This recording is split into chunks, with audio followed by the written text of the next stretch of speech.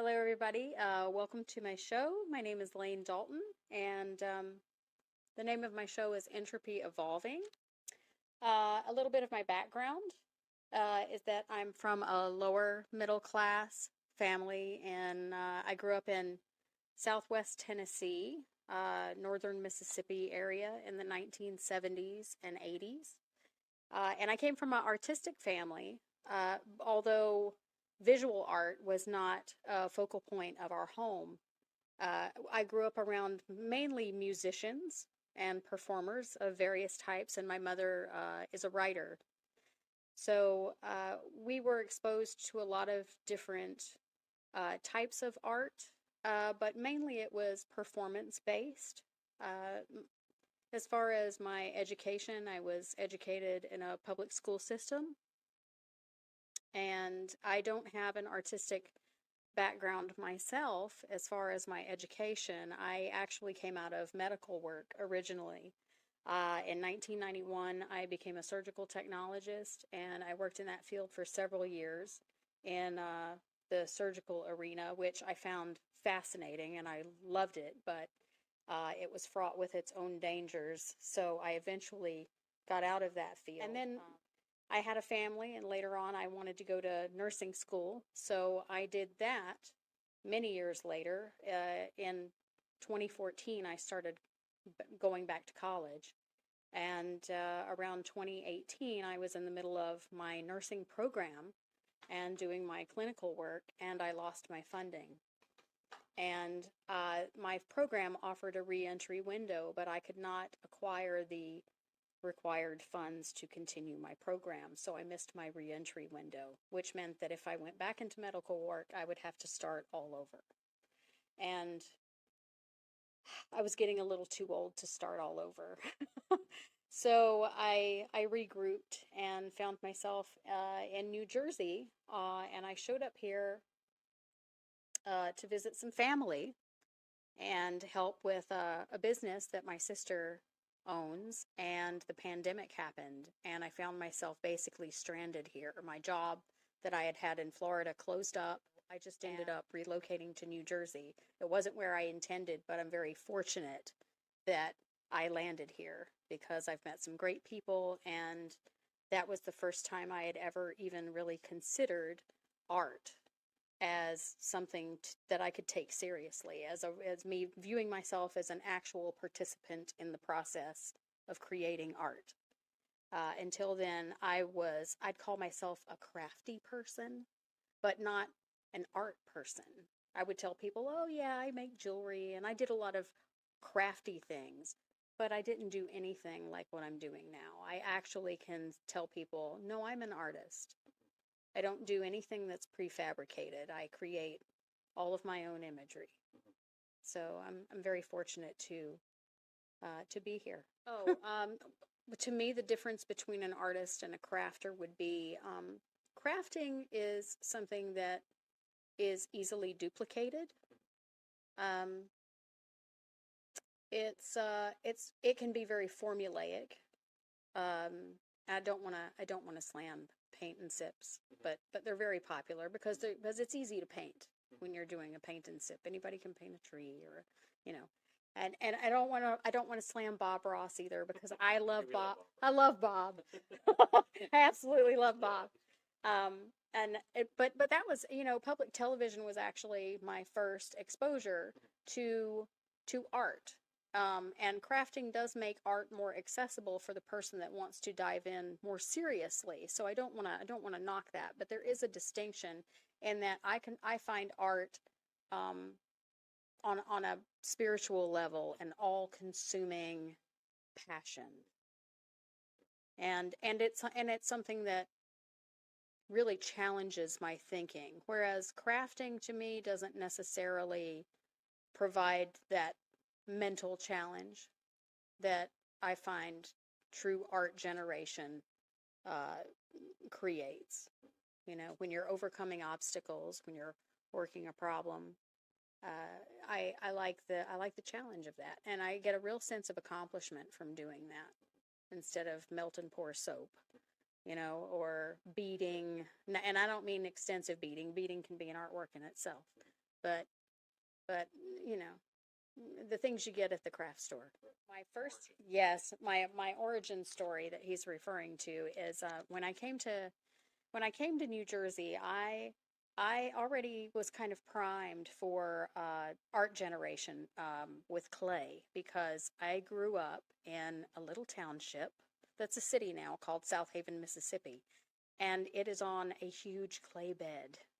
And when I was young, there was we could barely grow grass because it was just clay everywhere, and it would bake in the summertime, and nothing would grow in it, and it would stain our clothes. And my mother told me, "Hey, you know, don't play in the clay; it's going to stain your clothes." It had rust in it; it was red clay, so it had a lot of iron in it, which I didn't know that at the time. I just knew that once it was on my white dress, I was in trouble. And but I loved playing in that clay. In the summer when it would rain, all the kids would go inside, and for some reason, I was obsessed with going out. I would wear the worst clothes, like old clothes that were torn and didn't fit anymore, just so that I could go out and play. I didn't know what to do with it. I knew that I had seen people throwing clay on PBS, and I told my mother one year, because she couldn't keep me out of the clay beds, I said, "Mom, I want to do that. I want to learn to do that." And she went to the store and she got the tiny little pack of like Sculpey clay. And she put that down in front of me with nothing else. And I looked at her and I said, this is not what I'm talking about. I want to do what they do.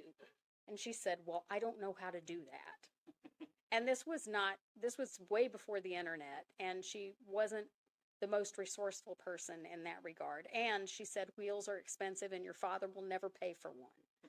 So that was the end of my clay experience until I came here.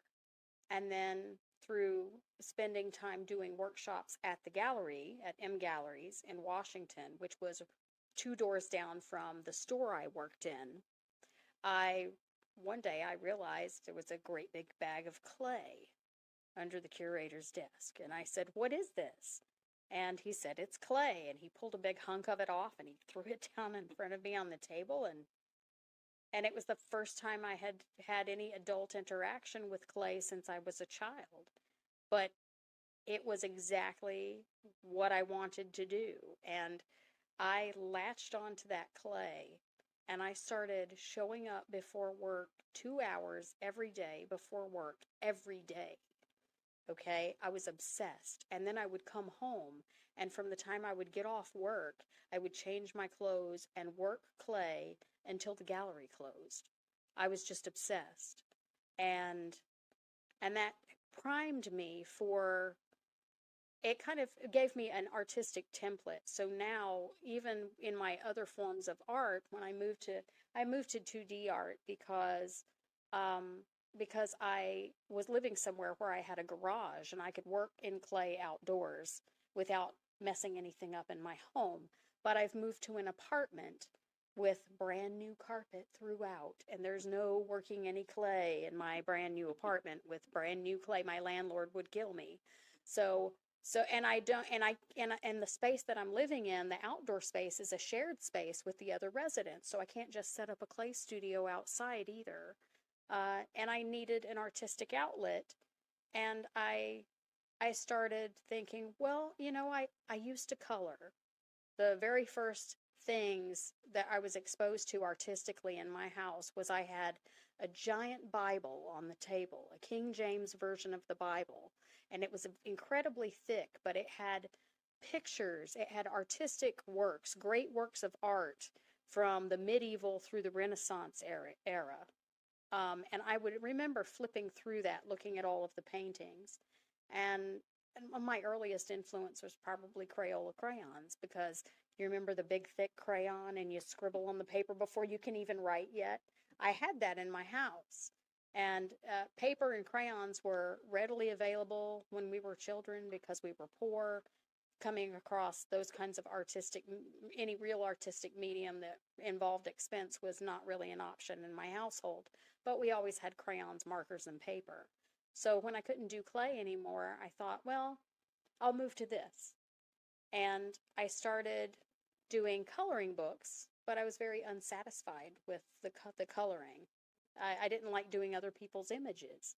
So, as a way to expand my creativity, my creative palette, and kind of satisfy that need to truly create instead of mimic, I started drawing my own images to color. And I liked that very much. And that turned into the Entropy show that I had a year ago.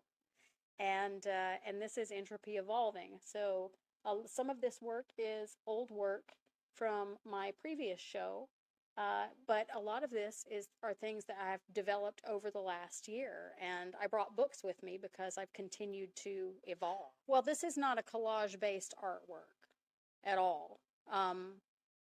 It's it's a completely flat surface. I don't know if you can tell. It does seem to have some dimension because I use an acrylic pen on top of it. It's multimedia technically.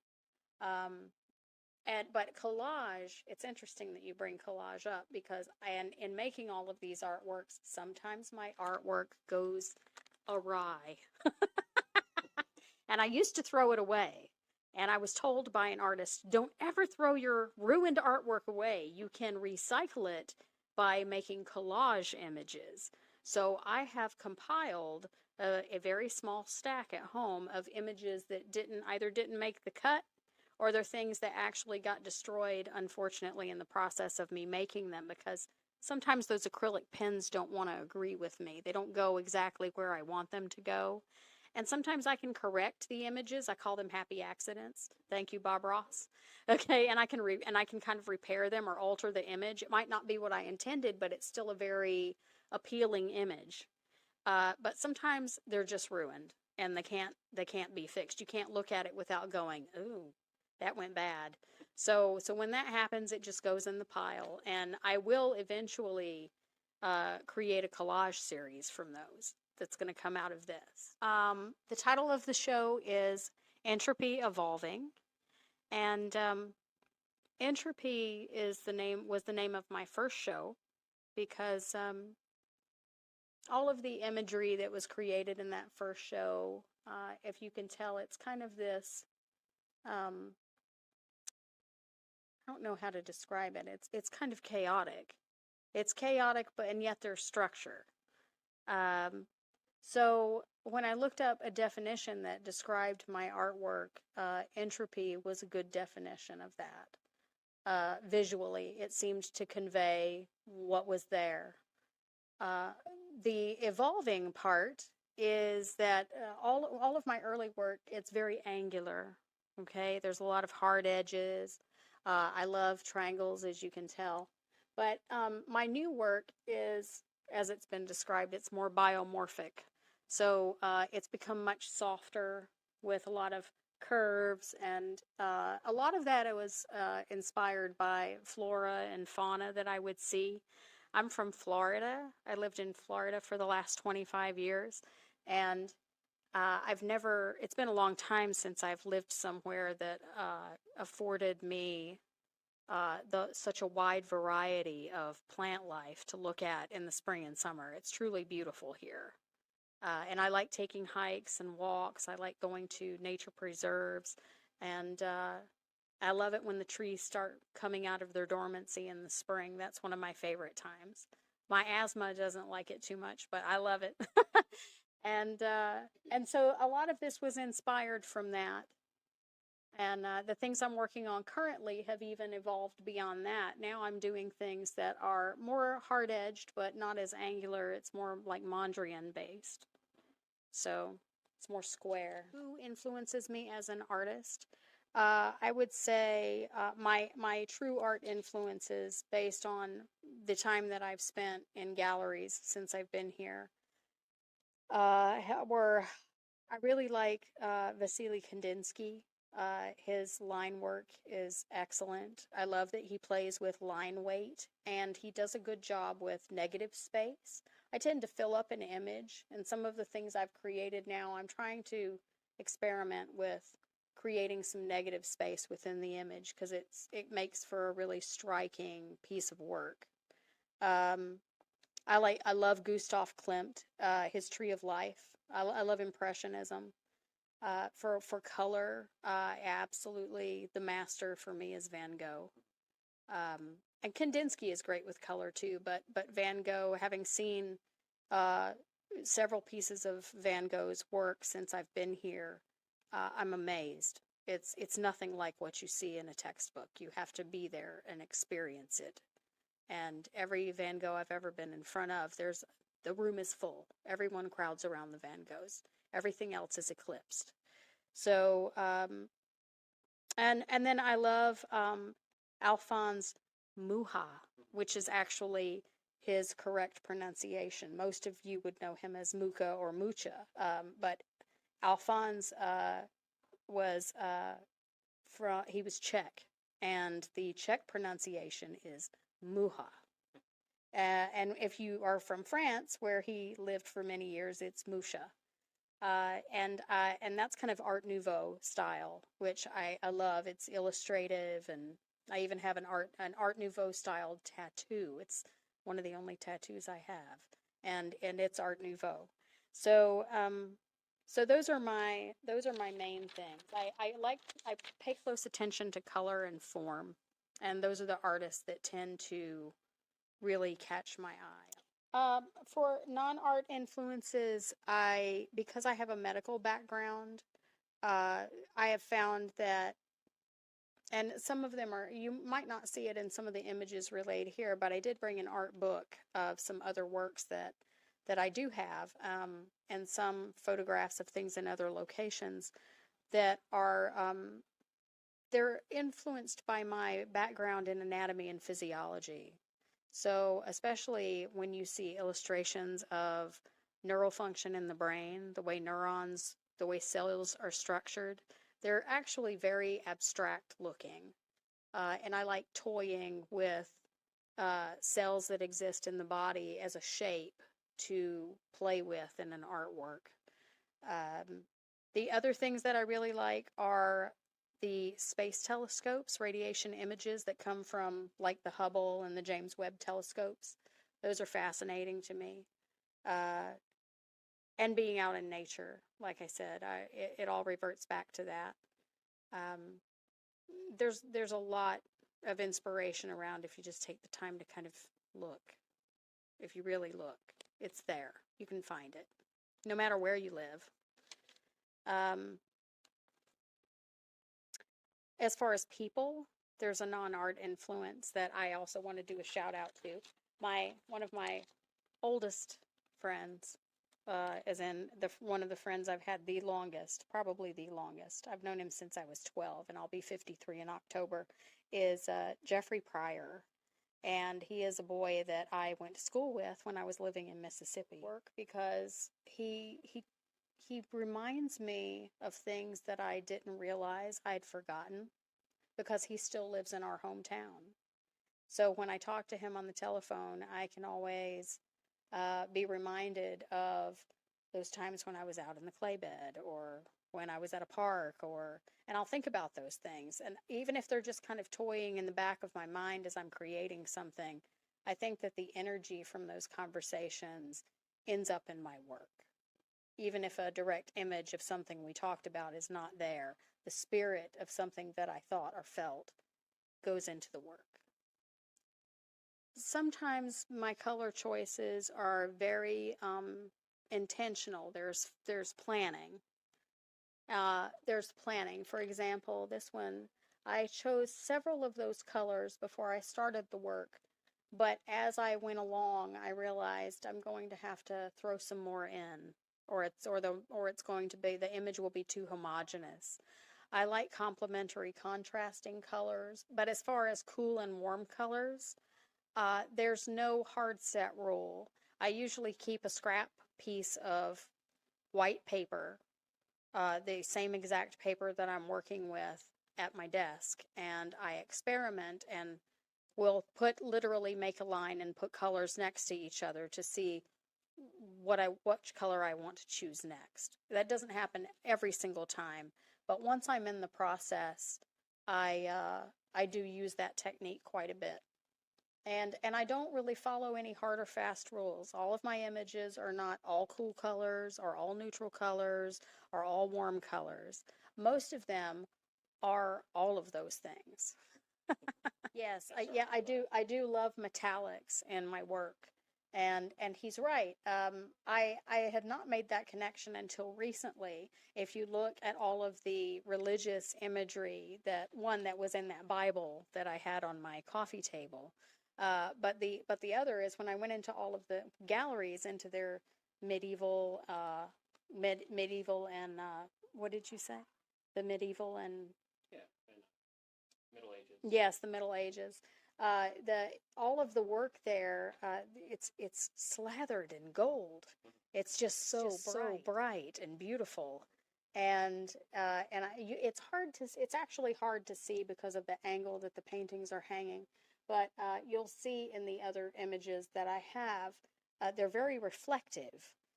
If you just hold them in front of you, and there's any source of light that can hit it, it's incredibly reflective and metallic. All of this line work is done in gold, acrylic, and then this one's been done in silver. Really jumps off the page, but that's where it came from. I didn't realize that until recently, that I'm drawn to the metallics because of all of the religious imagery that I was exposed to as a child. And this one, yes, in this one regard, I'm very proud to say that I'm in the same category as Van Gogh. Okay? In this one way, Vincent and I are one. That the work, because of the gold acrylic and the silver acrylic, if you print this image, that cannot be printed with it. You will get something akin to a line, but it won't be a metallic line. So, in that regard, as Frank was saying, these images themselves become somewhat sacred because they're one of a kind.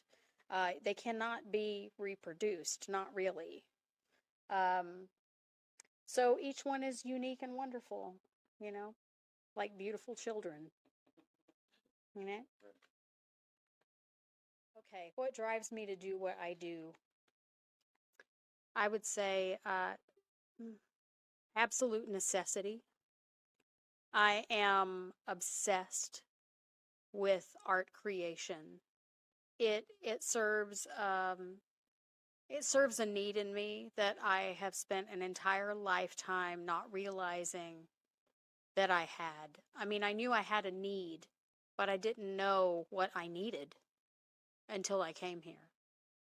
Um, and then you trip across an answer when you didn't even realize how to formulate the question. You know, it was really my life here has been an exercise in reverse engineering because all of my answers came before the questions were formulated. The need was there, but the questions were missing. And art has done that for me. It centers me. It gives me a mental and spiritual anchor. I started doing this during COVID because I found myself, like we all were, we were in hard lockdown and everyone was incredibly isolated. And I was away from my family, my son, my mother were all in a different state, and I couldn't even think of going to visit them. Uh, it was a horrible experience, but what was born out of that experience was my love of art. So, like everyone else, when you try to look for the good that comes out of the bad, it's there. Sometimes you have to dig a little bit to find it, but I managed to find it. My clay experience, I'm still very new with clay, even though clay is the medium that I've experimented in the longest. Uh, I've had to set that down because of my living expense, my living situation. But I am happy to say that uh, even though I can't create clay in my apartment, I'm going to return to it very soon. Uh, because there's a studio in Washington now that's going to be open to the public, and part of it is going to be a clay studio. So M Galleries, one of their locations, is now a hybrid, and they're going to have wheels and easels, and people can just walk in off the street and create. So I don't have to worry about the mess anymore. I can just show up, which is fantastic. Uh, and I'm hoping to do a firing soon. I have acquired many containers, mini Huffy, like the big rubber containers full of sculptures that are still they're in a greenware state. I'm terrified to move them. I'm surprised they haven't all shattered because greenware is incredibly fragile, and it hasn't even had a bisque firing. So it's just sitting there, this dried, crumbly clay that I hope will hold together until I can bisque fire it. But that's coming soon, and then I'm going to experiment with glazing, which will be wonderful. Uh, what else? Oh, and I also write, and I haven't written in a while. Writing for me, I love poetry. I love prose. And occasionally I read. It's difficult for me to read in public because I'm very close to my work and I get very emotional when I read. But I like what I write. And a lot of that stemmed from a very deep-seated emotional need for expression. And for the first time in a very, very long time, I'm somewhat content. I have a job that I love, a new job that I started at Warren Hills Middle School, and I love that job, and I love the people I work for, and I don't really. There's nothing in my life that is stressful or pressing enough that I feel the need to journal or to write. And normally when I write, it's to take something that's horrible going on inside of me that's horrible and turning it into something beautiful. And it's nice to not have that need, although I miss the creativity of the writing. And I do sing. My mother was a singer, and I do sing, but not in public. I only sing. I I only sing in the shower, and sometimes the occasional empty public restroom because the acoustics are fantastic. Clay creation. What I create in clay? I do hand building, and I do typical things you would recognize. Like I do vessels of various sorts, but I also do pure abstraction where I will create a biomorphic shape that is part animal, part insect, part microscopic amoeba. You don't really know what it is you're looking at. I do love creating those kinds of things that make people stop and they don't really know what they're looking at. It's familiar to them because it has a basis in physiology, be it animal. It has an anatomy and physiology basis, whether it be a human or an animal or an insect. So people recognize those elements, but a lot of times they're put together in a way that is not truly representational. Maybe those shapes have been altered in some way enough that you can't really recognize it, but something in your brain recognizes it. I call it tickles your lizard brain, that deep, deep, deep primal part of your brain. And I get a lot of conversations that are spawned from people that see my sculpture. And that has bled into my 2D work. Clay has kind of become that anchoring lens that I view all of my other art forms from. I have written poetry about clay, about the art about ceramic art, how it has changed my viewpoint on everything. So those biomorphic shapes have certainly translated into my 2D art making.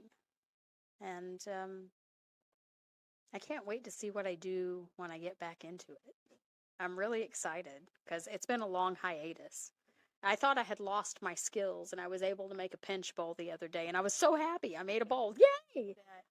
Is that the line work that you see here is very similar. The way clay has influenced my work is that when I was doing clay, I would do something called sgraffito, which is a way to, it's a surface treatment. So once you create, let's just say I create a vessel. So I've made a vase, but it's just smooth on the outside. There's nothing there.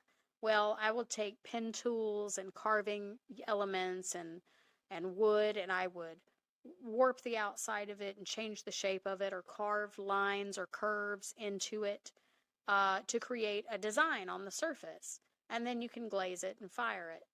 But that's very similar. What I do in my clay work is very similar to what you see in these 2D representations.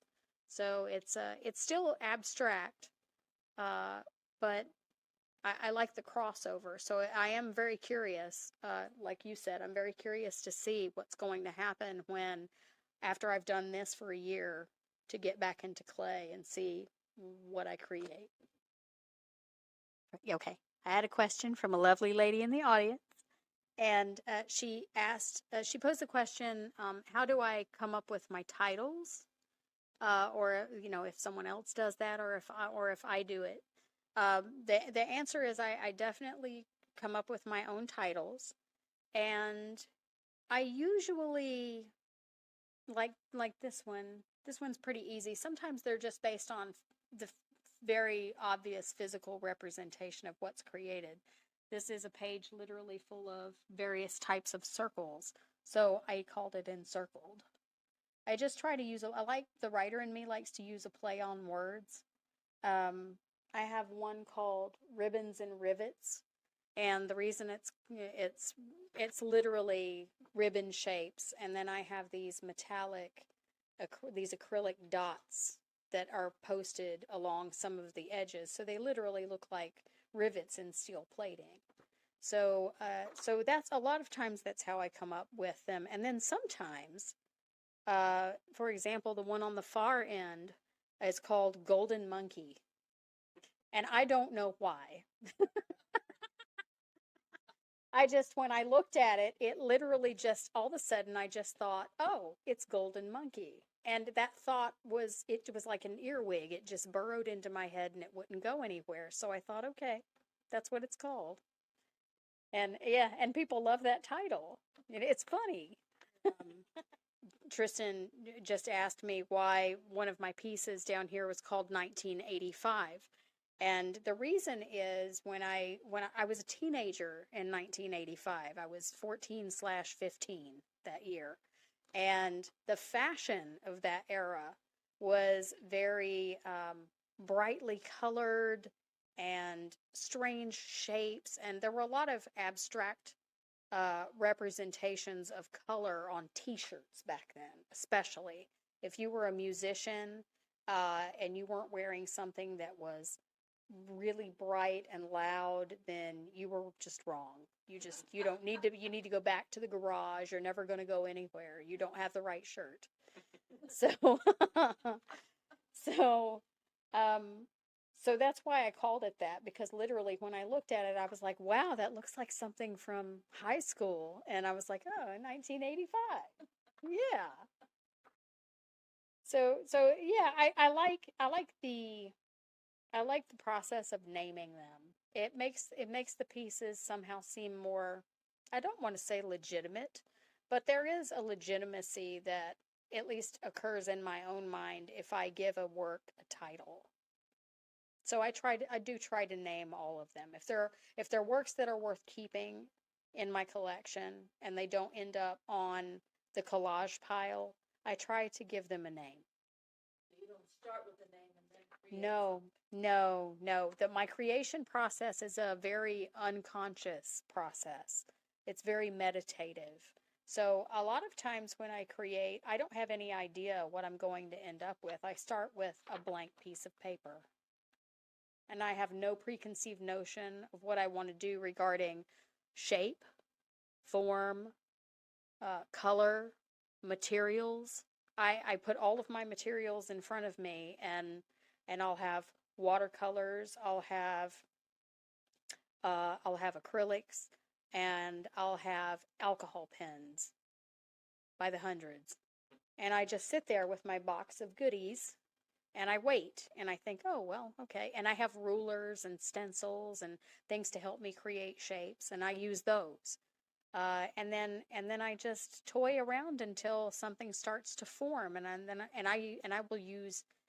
I am a true artist in the sense that everything around me becomes a tool, whether it's a salad dish or a fork.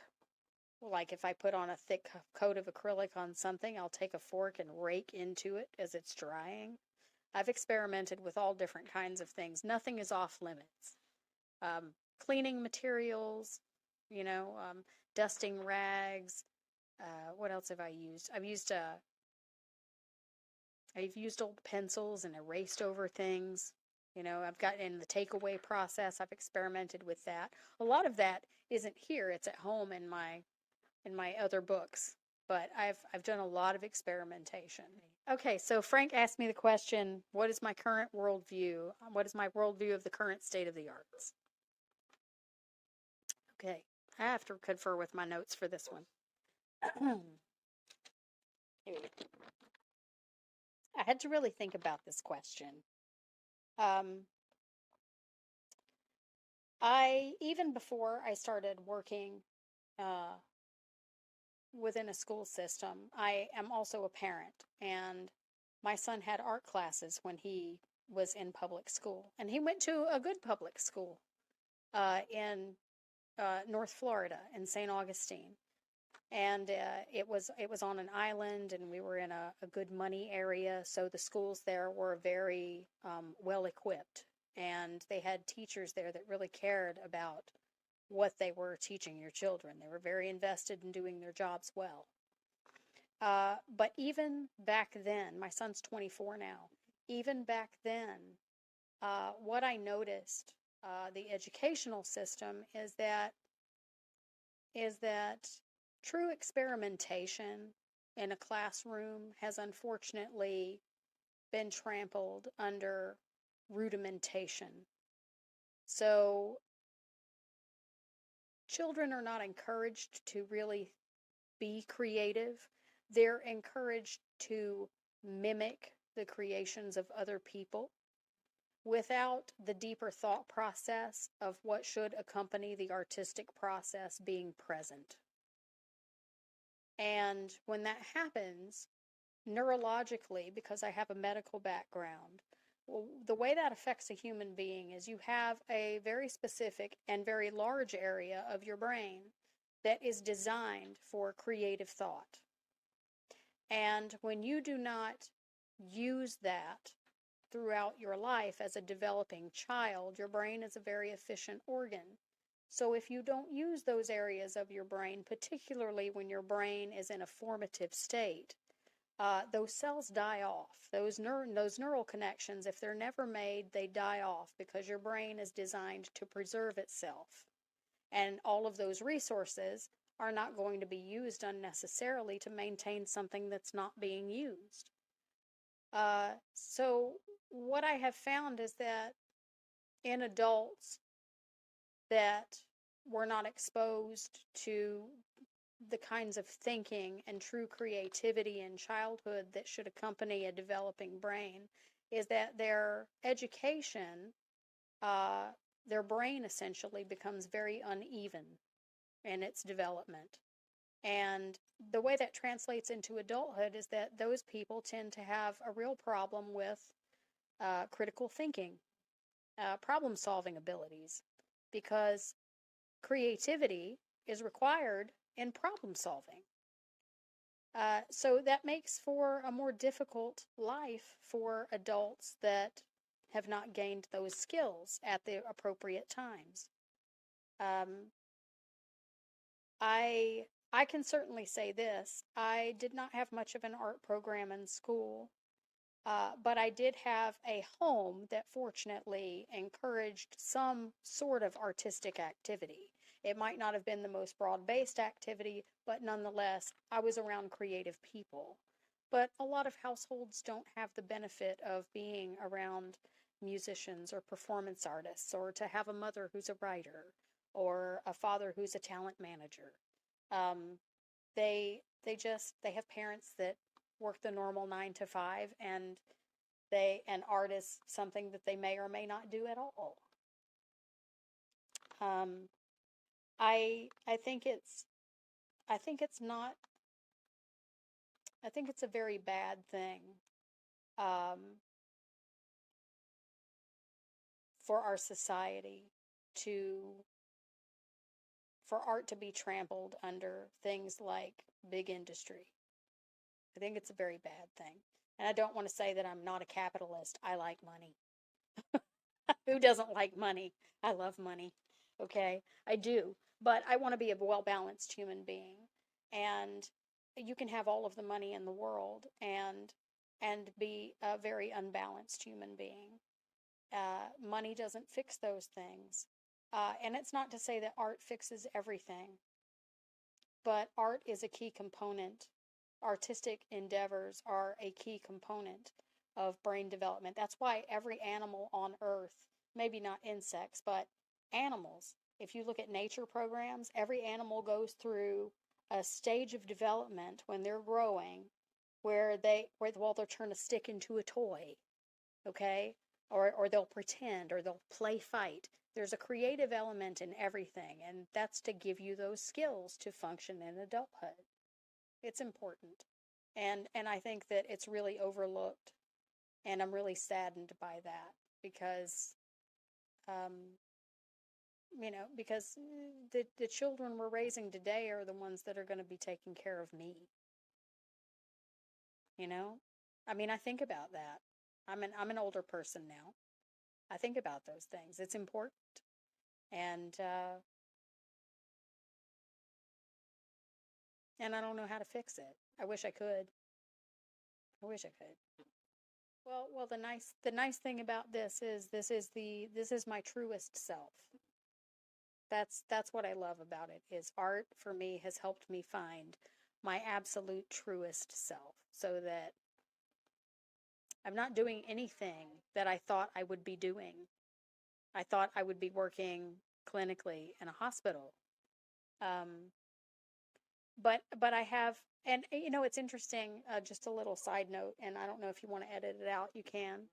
But I noticed clinically when I was doing my clinical work during nursing school that art had a great impact on people in rehabilitative centers and memory care centers. I did a lot of memory care work, and when people are in the stages of brain deterioration, they have a lot of anxieties that they can't necessarily articulate. But the good thing about art, I noticed that the clients that I worked with that had pieces of artwork in their possession that maybe their families had brought in, or things that they had collected earlier in their lives and they had in their rooms, that those people seemed to fare much better as far as their stability, because those places can be very negative places or very positive places, and it all has to do with what you're surrounding yourself with. The people that did the worst were people that watched the news every day. That's the truth, I swear. They were the ones who seemed to just be miserable all the time. And the people that focused on creative endeavors because their families would come in and work with them. One lady painted every day, and she would go out into the garden, and her family would come out and they would paint. And when she painted, and she would make beautiful images, but she had dementia and she was nonverbal. She couldn't even speak, but she could create because that part of her brain was still very functional. And she would make these beautiful images every day. And I thought, wow, that's just so, and she was always very calm compared to everyone else. She just seemed like she had a much more serene existence. And I think it's because she had an outlet very much the same way I did during COVID. I had a place to put those anxieties. I had a place to put the things that I couldn't say onto in a way that I could express it, even if I couldn't express it directly. A lot of these images they're like thoughts that I cannot articulate, that I can't even really formulate into words. Some of them are feelings, some of them are thoughts, some of them are vague intentions that haven't fully formed yet. And it's nice that, art is such a fundamental thing to the human brain. I absolutely do not understand why it is so undervalued in our society, because it shouldn't be. It's a very big part of who we are as human beings, as intelligent beings. That happened, believe it or not, those things started out happening because at the beginning I was very formulaic, and I was like, no, this is what I do. I want my ruler, I want my hard lines, I want everything very tight and perfect. And then life happened, and I picked up an acrylic pen one day to put a line on something, and my pen went awry. I inadvertently bumped the table, and my line went whoop. And I thought, man, that is ruined. That is ruined. I was so upset. And then I thought, no, because I had already been told, don't throw your work away, try to salvage it. So in the process of trying to salvage it, I thought, well, it wouldn't be bad if I just attached another line where my straight line ended and made another curvy line that followed the same plane. And that's how that happened. It literally just came out of a happy accident. And then I started making more of them, and then I thought, you know what, I'm going to experiment with that. And so I took a blank sheet of paper out, and I just made, without any intention at all, I just made a curvy line. I didn't pay attention to where it went. I started the line, I put another piece of paper under it and actually started the line off the paper so that it would just be, and I loved it. I was like, wow, that's amazing. And then I started thinking, oh, I can make them look like ribbons, and I can make circles. What can I use to make a circle? Like, all of a sudden it just kind of opened me up. I don't know why. I think because I wasn't anchored in artistic thought process, and that was so new to me that I didn't realize that, hey, I can do anything I want to do. I just thought, no, I'll do this one thing. And no, now I'm just like, what can I do next? I'm with you. I'm with you. I am with you. I don't want to be a Van Gogh ripoff, but something in me really wants to make little lines of everything. And his use of color in that as well. I would love to be able to create some biomorphic shapes with disconnected line work. And the patience it would take. But I want to do it. You're right. And that is where my thought process has already gone. I don't have any examples of that because I haven't been brave enough to try it yet. There might be a lot that ends up on the collage pile before I get it the way I want it. Thank you for listening. I'm Lane Dalton, and this is Entropy Evolving at mGalleriesFellowship Fellowship in Basking Ridge, New Jersey. If you have a chance, please come down and see the show. Check out mgalleries.org for all of the information available and directions. And I thank you very much for coming. Thank you, everybody.